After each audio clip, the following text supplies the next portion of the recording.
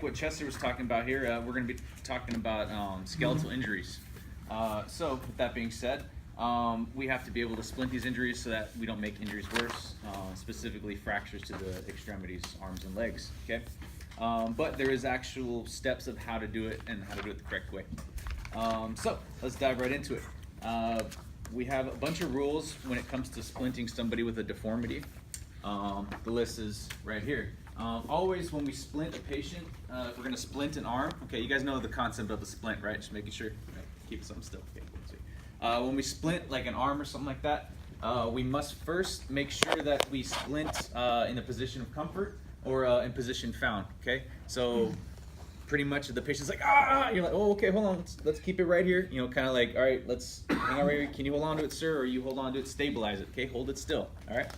Then what you want to do is you want to assess the patient's CMS. You guys learned CMS already, right? Mm-hmm. Circulation, motor, sensation, right? Yes. Yes. Dang, you guys are pumped today. Woo, it's one of those days, Mondays, right? Yeah. Oh man, I saw a lot of eyes rolling today. All right, it's cool. Okay, so make sure you check CMS, right? Circulation, sensation, motor. You're basically going to essentially ask the patient to wiggle their fingers. Okay, that's assessing what? Motor, right? Cool. And then you're gonna have them close their eyes and touch a finger and ask them which finger, which one's that? Sensor, right? Can you feel that? Cool. And then obviously assess the pulse. You're gonna feel the radial and then also check a cap refill. Okay. So that being said, you check CMS on a patient. Everything's good. Now we need to splint this arm. Okay. So we have all sorts of things we can use for splinting. Okay. We have cardboard splints. We have really cool things called SAM splints, which basically just conform exactly to the shape you want, and you just tape it up, cut it, and all good, said and done. Really, really cool. Expensive though. So most of the time you don't see them on ambulance companies. They usually utilize cardboard because they're cheaper. Okay. Now remember, you have every right to cut your cardboard up, with your shears, make it smaller, add things to it, whatever you want to do. There is no set rule as far as what specific object you have to use to splint. You just must follow those rules of splinting. Splint in position found, check that CMS before, make sure you check it after as well to know that you didn't cause an insult to the injury. Make sense? Cool. Let's do it. He's going to get you a larger cardboard. Oh, perfect. Okay. So there's a variety of sizes too. We have them for the legs, we have them for the arms. We have them for Shaq, we have them for the little abuelito who weighs 70 pounds. We have them for 2-year-old kids, all sorts. Okay. So now when it comes to splinting, we have two things that we're looking at here. We're looking at long bones and we're looking at joints, okay? Now, dumb down your anatomy, like way down. Don't think the specifics. We're just make this real simple. Think your wrist is a joint, right? Okay? Forearm is their long bones, right? Nice.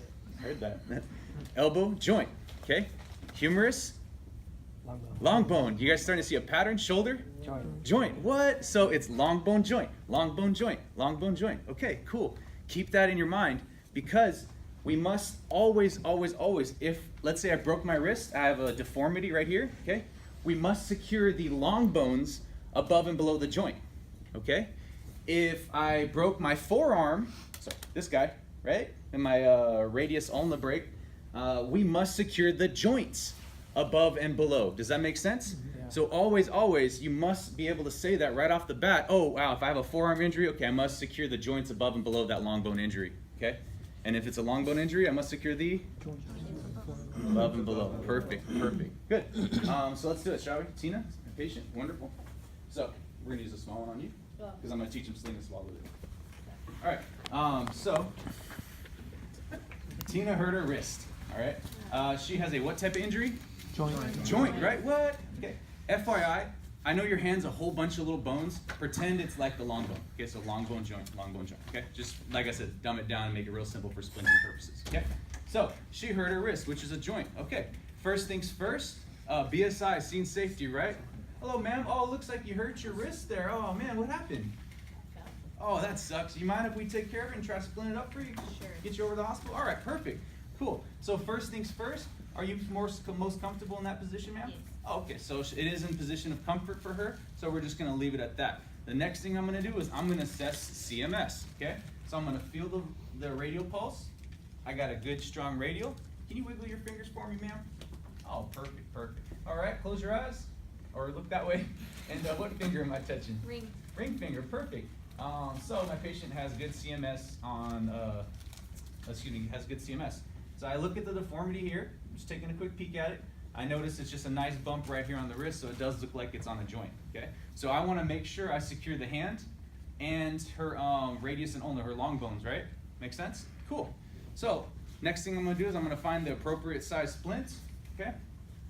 That looks like it'll be the right size for me because so long as I cover that hand, the wrist is obviously need to be in the middle there, and then I cover that long bone as well, okay? So then what I'm gonna do, for comfort, I'm gonna have her hold on to this. So that, thanks, man. All right, nice squeeze there. I'm gonna borrow that one, sorry, dude. No, go ahead, dude. Cool. And now remember, you don't have to use tape. You can use gauze, you can use whatever you want. Remember, you're just following those rules of splinting, okay? You can MacGyver, you can use shoelaces, whatever, okay? So what I'm gonna do is I'm gonna wrap her injury, okay? But I'm not gonna wrap over the wound, okay? Over the deformity, all right? So first things first, I'm actually gonna just put this under your thumb, all right? Now remember, there's, like I said, no set rule here, but, or you can hold that way. Are you comfortable that way, ma'am? So they can see it? Oh, okay, for the sake of showing you guys. Cool. So I'm just gonna wrap it around, make sure skip where the injury is, where the deformity is, okay? Wrap it up nice and good. Now remember this, guys, a lot of the reasons we fail students is because they're like that and just like laying the gauze on it, and you can just like throw it off your arm. So the whole point is you do it nice and secure, cool? Just make sure that you don't cause an insult to CMS, good? So once we have it all wrapped up nice and good, I'm gonna tuck it right in here, nice and easy. Again, doing a step that is really important called padding the voids, okay? Because let's say if I don't pad the voids, I'm not gonna make anybody really do that, okay? If I don't pad the voids, what can you do? You see, she can move her wrist around, wiggle it around. I'm not really immobilizing it, am I? Now, obviously, if anybody really wants to, as much as I immobilize it, they can wiggle their wrist around. But I'm gonna try to secure it as good as I can, all right? So what I would do is I'd take a little extra, okay? Gauze, triangular bandages, whatever you have, no set rule, right? You kind of wedge it in here.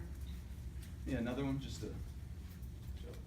Actually, looks pretty good. Okay, so for the sake of this, let's just say I padded it up nice and good, and let's say she can't really wiggle her wrist, okay? Very nice. So we'll hold it back there, turn back this way. Perfect. So now,